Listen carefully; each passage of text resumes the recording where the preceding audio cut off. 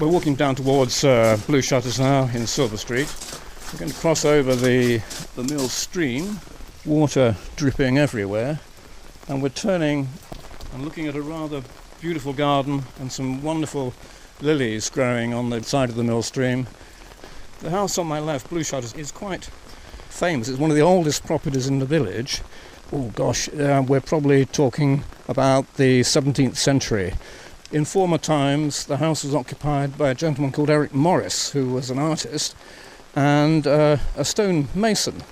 And if we look down now at the floor, we can see some of his practice pieces where he's chiseled lettering into the stones that we're walking on. So the very history of the place is underneath our feet, which I think a lot of people sort of miss this. They come down Silver Street, head up, not looking down, and they miss what's happening right beneath them. But we're just going to work our way now through some overhanging trees, a lovely pittosporum here. We've just stopped by the spillway now, which is where the water, the surplus water from the mill leat, flows over and is discharged back down to join the river further down. It's a lovely spot, and if we walk further up now towards the mill pond, we're going to stop and have a look at the view around us. This is one of my favourite spots in the village, and it's very popular with a lot of people. There's a nice wooden seat here, and we're standing now looking up towards Osmington, up the valley. The Ridgeway is in the distance, unfortunately shrouded in mist. The flag irises in the mill pond are in bloom, they're flowering.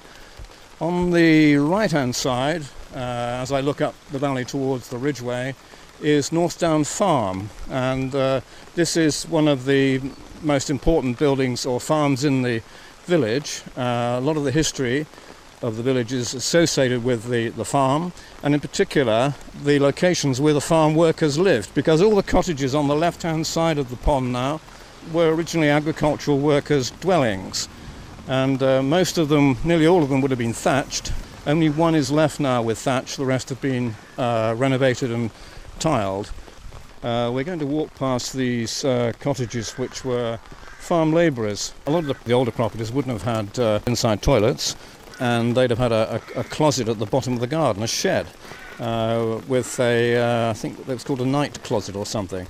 So you can imagine how basic and perhaps how primitive the accommodations were here, and that how lucky we are now to live in relatively modern houses with all the conveniences available to us. But I mean, just think about the farm workers here. Hard day's toil in the fields, coming back here. They might get a zinc bath in front of the fire. They certainly wouldn't have the convenience of a shower, and if they wanted to pop out to the loo, they'd probably get wet in the pouring rain, just like we are today.